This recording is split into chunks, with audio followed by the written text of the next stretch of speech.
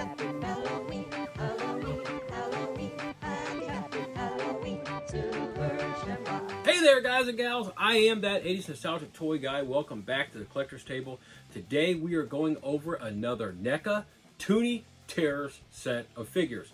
I have a lot of Toony Terrors figures in my collection. I've gone over a lot for the channel. Go check those videos out. But today it's all about this set right here. It just came out not too long ago. It is the NECA Toony Terrors 3-figure set here, Halloween 3, 1982's The Season of the Witch film. Now, this film by itself stood alone without Michael Myers, the only film in the entirety of the film franchise to not include Michael Myers. The film still was successful 40 plus years ago, but it does not have Michael Myers in it. It is more of a standalone film in my mind. It's not really a Halloween film in terms of having Michael Myers, the killer films.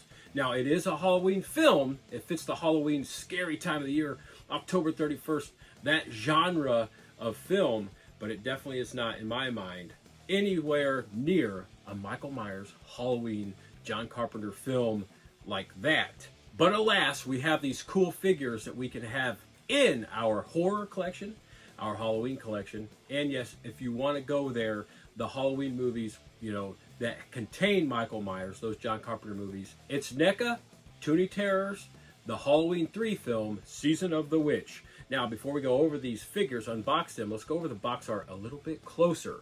As this NECA Toony Terrors Halloween 3, the Season of the Witch box turns around, you just see amazing, awesome artwork that is a throwback to that totally awesome film, 1982. Halloween 3, the Season of the Witch. Just, you have to see this box art. It's just really cool. It's got a lot of, just tons of like cartoonish drawings on here. Of course, you have those 3 figures in here with those masks that are featured all over this. And we also have the skeletons on here, popcorn, we have trick-or-treat bags, just a whole bunch of stuff. Really awesome box art. Now let's get the figures out of the box and go over them from head to toe. I've popped the tape off this side here. We're going to go ahead and pop that box out there. We're going to go and pull these figures out of the box. And you can kind of see them already there. Look at that. They look totally awesome. Inside this box, we get a cool little cardboard diorama of the Silver Shamrock Factory. That's a really cool piece of artwork right there. All right, guys and gals, there are those 3 awesome Halloween 3, 1982, the Season of the Witch figures, those 3 masks that we get. Of course, as you know, that when put on and activated with the commercial, with the Halloween festivities, kills. Yes, the masks are the killer in Halloween 3 Season of the Witch. Now, as these figures are spinning around, you notice that we have the witch figure, the pumpkin figure, and the skeleton figure. And each one of those masks, as you can see, has the Silver Shamrock emblem logo on the back of it. These masks, these figures are just really cool. And NECA does a great job in bringing out the cartoonish look in these Toony Terrors figures, but also, you know, not forgetting why we love these figures so much, because they're so scary, they're so terrifying, they're so awesome, they're so amazing, and they don't lose sight of that, and they really make these things look awesome. So as these 3 figures are spinning around here, I want you to note the detail on each one of these masks. They have actually on that skeleton one there, you can actually see some of the grooves and everything, and the plates of the skull where they come together. That is actually how our skulls are. They do come together and form in plates, and they have that on there very well. So that is cool. The skeleton face looks amazing with some teeth missing, and just the face of a skeleton looks awesome. It looks cartoonish. The witch, as you can see, as she goes around, she's got that tongue sticking out. She's got some teeth missing as well. And when she comes back around, you'll see that not only does she have that tongue out of her mouth, she's got that pointy nose, the pointy chin, and she's got warts on her chin and her nose, and those cool eyes, sunken in eyes that are black, and those white teeth. Looks pretty cool. And the hood too, to boot. The hood, the cowl, and the cape looks amazing. And the orange and black and green just screams Halloween on that witch figure. Now we're going to the tall figure there, the pumpkin. You can see him on the back here. He's got a cape on there, a black cape blue pants, white and silver shoes. Now he's got the cool pumpkin face. It looks both scary and cartoonish. It looks really cool. I really like that. And he's got that witch's hat, that witch's pointy top hat on top of that pumpkin there. So it looks really cool. Now the thing about these figures, as we go over them again here, I want to let you know that the body of the skeleton guy there, as you can see, is that suit of a skeleton that he's wearing, but it's got the bones in there, the ribs and the arm bones and leg bones and all that stuff on there. I didn't want to miss that detail. That looks awesome. He's got the brown boots and black sole of those brown boots. Looks amazing. And the witch, we go back to her, see her feet are black slip-on, like dress shoe type shoes that are on there to complete the look of these figures. Now let's get back to the guy, the tall one, the pumpkin guy. The pants, of course, blue, the shoes white and silver. He's wearing the cape. He's got the black long sleeve shirt on too to complete that look. One thing I want to note about that tall guy is he's the hardest of the three to stand.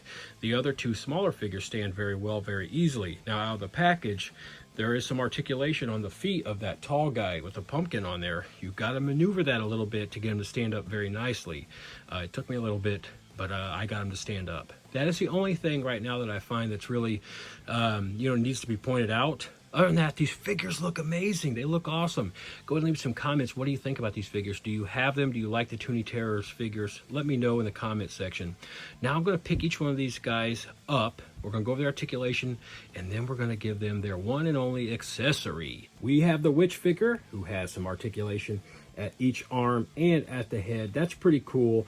We go down here, we found out she's got some articulation on her legs. Not the feet, the legs up there near the hips up inside there. So that's really cool. And she has her little pinky sticking out there like that. But she gets this cool brown paper bag that is her candy sack. So you can kind of take her arm up here. I'm just going to take her arm up there and slide it over there. And we're going to put it on her like that and set her back down. Now let's go over the skeleton guy. The skeleton mask guy, kid, has cool articulation at the head, articulation at the shoulders, nowhere else up there on the hands. He's got an open hand there, an open hand there, but he does have some articulation at the ankles there on those brown boots. Nowhere else. You get a close-up look. He looks awesome.